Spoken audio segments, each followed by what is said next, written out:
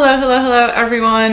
Welcome to another Tea Time with Tia. I'm Tia, and this is going to be put out after Christmas, but I hope that everyone had a very Merry Christmas, Happy Holidays, and that you just were safe during these extremely crazy times that we are in. But I'm glad that you're at least here, clicking on Geek Vibes Podcast, clicking on Tea Time with Tia, because we look to give you the best entertainment that we can while things are a little bit crazy. But before I get any further into this video, of course I have my tea. Actually, it's coffee today. Let's be real. But I have that. I have my coldest water bottle, which I will put the link down in the description for you to get a discount on. So make sure you check that out. But yeah, I wanted to do this quick tea time with Tia because I was really excited for CBS's all-access show, The Stand, which is a adaptation of the Stephen King novel. It stars James Marsden and Alexander Skarsgard, and I'm a big fan of Alexander Skarsgard. In fact, I would say that I'm a bit of a fan of the whole family there. Stellan, Bill, Gustav, and Alexander. I think they're all like phenomenal actors, and so anything that they're in, I automatically am like, I want to be a part of this. And Stephen King just makes such great content that I really just wanted to deep dive into it. So anyway, yeah. So it's 2 episodes in, right? And this is going to contain some spoilers for those who haven't watched it. I did do reviews for each episode, which you can check out at geekvibesnation.com. But let's just go over really quick what the essential plot line is. Now, before I say this, I will tell you that it sounds a little eerily similar to, say, 2020, and a mixture then of The Walking Dead. So the whole thing about The Stand is that there's a very deadly virus, no cure, that pretty much wipes out like 95 or 99% of all humanity. And the first episode obviously was really slow. It kind of was just there to introduce you to the whole world, right?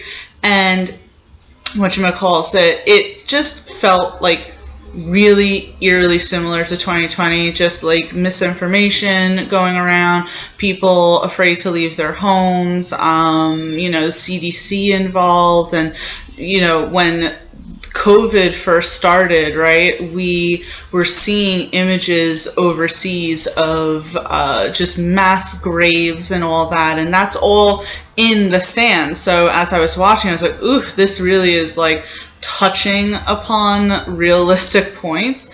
Granted, I believe that the book came out either during the 60s or 70s. I'll definitely do the research after this video and put that down there when it actually came out, The Stand. So clearly when Stephen King wrote this, he wasn't writing it about 2020, but it just feels like it was written about 2020. And Amazon Prime's The Utopia also dealt with a pandemic and a really big virus and all that. So I also felt like that contributed to the whole eerie feeling, but I feel like The Stand did even more intense. So there was that. And then you got kind of the Walking Dead feels from it as well, just with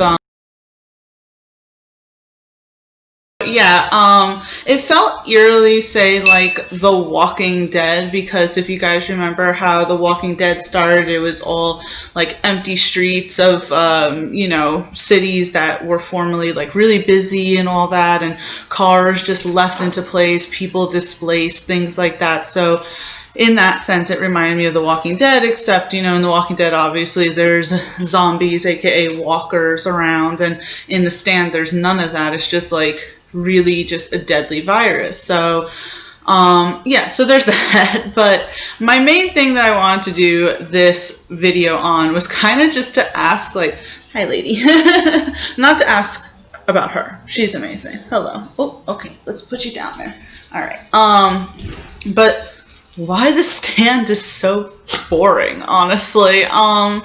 and I hate to say that because it's only 2 episodes in, and I'm hoping that it gets better. It really just seems to be taking its time, really just getting there. And I don't mean to keep comparing it to The Walking Dead because it's not comparable. I mean, there's plenty of movies and TV shows that have things to do with pandemics and deadly viruses, so you can just compare that to anything, really. But my main thing is, like, with The Walking Dead, obviously you're being introduced to this world. If you didn't read the comics, you know virtually nothing about the whole show, so you obviously have to go through introductions, but it at least, like, put you right into the storyline really quickly, whereas The Stand is just taking, like, way too much of its time.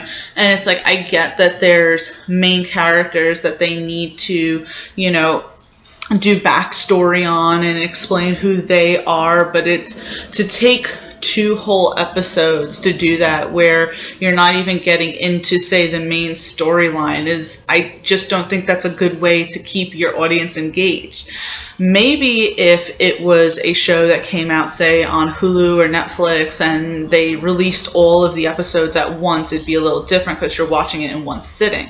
But when you're doing a week-by-week show, you want to keep people engaged. You want people to keep tuning in every single week. And for me, it's like a little hard to think about that next week is going to come and I'm going to watch another episode of The Stand, because I think to myself, am I just going to go through another dull episode?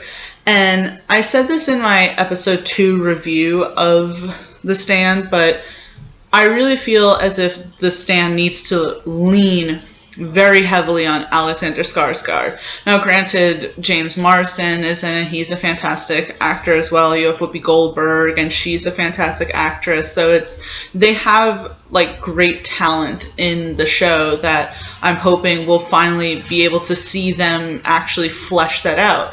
But to me, you need to allow Alexander Skarsgård to stretch his legs. There's a reason why he captured people's hearts in True Blood, because they just let him be him. And I feel that The Stand needs to do that as well. I would really like to see that happen. He's playing Randall Flagg, who, you know, I say not the biggest, like, I don't have so much knowledge of Stephen King's work. I've seen, obviously, work of his. You can't not, because he's done so many books that have been adapted into movies and TV shows. Castle Rock was really good on Hulu. So you are always going to see something that's Stephen King inspired. But this, to me, just feels as if it's not going in the direction that it should be going. And so, anyway, my whole point to saying that is, from what I've read, Randall Flagg is, say, Stephen King's biggest villain, the most nefarious figure who's been in multiple projects of his, and you have probably the best actor for that role that you can have, and we have gotten nothing. I understood in the first episode kind of teasing him, a little quick flash of him just to kind of get you really interested in saying, ooh, okay, now it's happening. It's gonna come. We're waiting. And then in the second episode, you really just get just such a minor little scene that doesn't allow anything to be shown. And for me, if you're going to have this character and you're teasing his character so much, I'd like to see it. Now, I know this is probably a little unfair because it's only the second episode, and I'm sure that I'm hoping that The Stand gets more entertaining as it goes, and we see more of Alexander Skarsgård as Randall Flagg as it goes. But my whole point in saying is that you're 2 episodes in, and you're not really going anywhere. As I said, with, say, streaming service and shows that are put out all at once, it's different, right? I'll give you an example. I love, and if you've watched multiple Tea Times with Tia, you know how much I loved the Marvel Netflix universe. And always in those seasons, it seemed as if it took a couple of episodes for things to really gear up, but it was acceptable because they released the whole season at once, so you could literally just sit down in one sitting and get past those, say, introductory episodes and finally get to like the real meat of everything. Sorry if you hear all the ambulances. I say this in every tea time and all my top 10s that's just what happens. It doesn't matter that's Christmas Eve, it ain't stopping them. But anyway, my point is that week by week, you want to keep people coming back. And I really think that, honestly, Stand is kind of boring right now. I said before, I hate to say that, but I'm saying it, and I'm saying it with a lot of confidence because I'm a little bored. And I'm always the type of person that tries to see, say, the good in a show and not be so black and white with my criticism, not just say automatically, oh, I don't like this. I always try and pick little things, like the good things out of it. But some shows and movies are just not very good. And I would love for The Stand to just be a really good show, to really just top like a great adaptation, to meet the widespread critical acclaim that, say, Castle Rock did. Because, I mean, Bill Skarsgard was in the first season of Castle Rock, and now in The Stand we have his brother Alexander Skarsgard. It would just be kind of cool to see that trend going. But from what I kind of see, critical response is pretty low, and I can understand why, because I like to think of myself as a critic, even though I'm not, an official critic. That, you know what I mean. There's like a difference between my sort of like critic and the people who get on the back of like DVD cases and all that. But I can see why those type of critics are not liking The Stand, because so far I agree with them. So yeah, I just wanted to ask, like, why is The Stand so boring? And I think that the answer is, so far they're taking way too long in introducing these characters. Or not introducing these characters, I mean introducing the plot. If they spend all of episode 3 just, again, explaining another person and not going into the plot of the actual show, I really think that they're going to lose a lot of people in the process. And that would be such a shame, because, again, you have Alexander Skarsgård, you have James Marsden, you have Whoopi Goldberg, you have a lot of really great cast members. And your CBS, you have a lot of money to put into your shows.